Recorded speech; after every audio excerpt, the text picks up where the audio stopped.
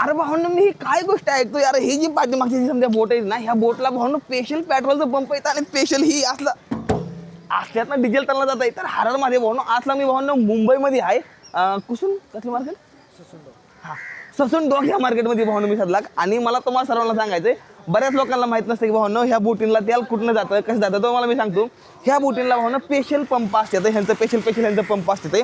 आणि हो का एका बोटीला भावना एकदा गेली ना बोटीला जाऊन माघारी यायला नाही म्हणता तरी 1 लाख रुपयाच्या आसपास 1 लाख रुपयाच्या आसपास डिझेल लागतं एका बोटीला माघारी जाऊन यायला. 15, 16, 10 दिवस लागतात एका बोट गेली म्हणजे माघारी यायला, एवढा टाईम लागतो. आणि हे नळ्या आहेत हे नळ्या ह्या बॅलरमध्ये टाकायच्या आणि नंतर ते ओढायचं आणि ते नंतर बोटीच्या टाकीमध्ये टाकायचं.